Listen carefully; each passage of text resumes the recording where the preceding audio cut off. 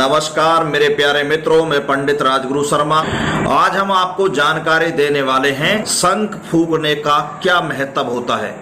आज हम बड़े ही विस्तार से आपको शंख से जुड़ी जानकारियां देने वाले हैं। शंख फूंकने से हमारे जीवन में क्या लाभ होता है, ये सारी जानकारियां मैं आपको विस्तार से बताने वाला हूं। हिंदू धर्म में पूजा, कथा, आरती करने के बाद शंख को बजाया जाता है, जिसे शंख फूंकना भी कहते हैं, यानी शंख में फूंक मारना। हिंदू धर्म की पूर्ण रूप से धार्मिक आस्था निहित है। अथर्ववेद 4:10-2 के अनुसार शंख की ध्वनि जहां तक पहुंचती है वहां तक के राक्षसों का नाश हो जाता है। युद्ध क्षेत्र में भी शंख फूंकने का उद्देश्य यही होता है कि शत्रु के मन में भय उत्पन्न करना होता है। महाभारत के युद्ध में जब श्री कृष्ण शंख बजाते थे, शंख की ध्वनि सुनकर कौरव कांपने लगते थे। शंख ध्वनि का अर्थ यही है कि जिस देवी देवता की हम पूजा कर रहे हैं उसका जय जयकारा करना। सबसे खास बात तो यह है, शंख ध्वनि करने वाले व्यक्ति को जीवन में दमा, सांस, फेफड़ों का इन्फ्लुएंजा आदि रोग नहीं होते हैं। यदि कोई व्यक्ति बोलने में हकलाता हो तो उसे बार बार शंख बजाना चाहिए। ऐसा करने से हकलाने वाले व्यक्ति का हकलाना दूर हो जाता है, यानी ठीक हो जाता है।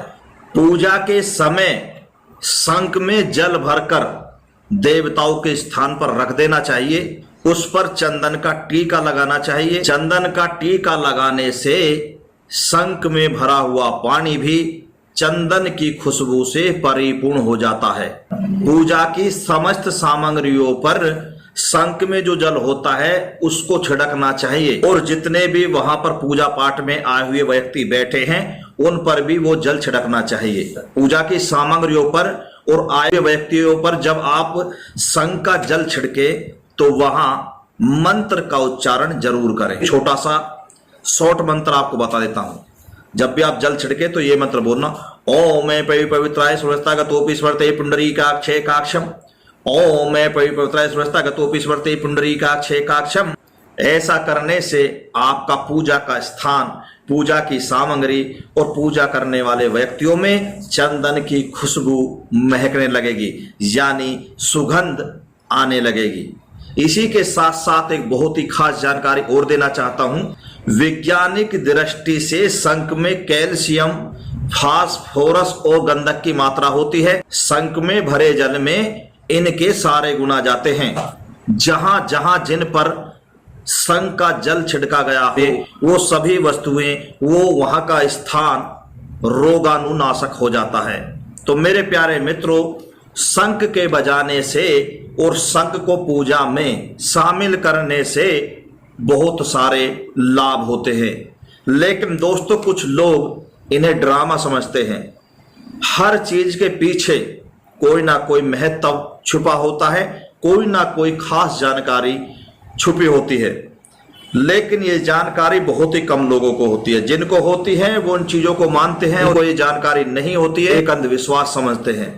तो मेरे प्यारे मित्रों, मेरा मतलब यही था कि मैं आपको शंख से जुड़ी हुई कुछ जानकारियां दूं, तो वो जानकारियां मैंने आपको दी हैं।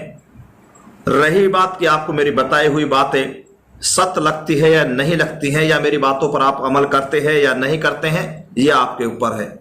लेकिन जो सच्चाई थी वो मैंने आपके सामने पेश की है इस वीडियो के माध्यम से। मेरे प्यारे मित्रों, मैं इसी तरीका से बहुत छोटी छोटी ज्ञानवर्धक आप लोगों के सामने पेश करता रहूंगा, ताकि आप जीवन में हमारे वीडियो के माध्यम से अपने जीवन का, अपने परिवार का, अपने पड़ोसी का और देश का कल्याण करते रहे। प्यारे मित्रों, यदि आपके जीवन में कोई भी समस्या चल रही है, या आप किसी पूजा पाठ से जानकारी लेना चाहते हैं, या फिर आप अपनी जन्म कुंडली, हस्तक रेखा, मस्तक रेखा दिखवाना चाहते हैं, शादी विवाह में, लव लाइफ में कहीं कोई दिक्कत परेशानी चल रही है, या फिर आपकी जन्म कुंडली में पितृ दोष है, मंगली दोष है, या फिर सर्प दोष है, या घर में वस्तु दोष है, सभी समस्याओं का निवारण कराने के लिए आप हमसे संपर्क कर सकते हैं। लेकिन इसकी उचित फीस पे करनी पड़ती है जो पहले की जाती है। दोस्तों, या तो आप अपनी डिटेल हमारे कमेंट बॉक्स में मैसेज कर सकते हैं या आप अपनी डिटेल हमारे व्हाट्सएप नंबर पर सेंड कर सकते हैं। दोस्तों, इसी के साथ मैं अपनी वाणी को देता हूं विराम। फिर मिलूंगा नई ऑडियो वीडियो के साथ। जब तक के लिए आप सभी को पंडित राजगुरु शर्मा का प्यार भरा नमस्कार। जय हिंद, जय भारत।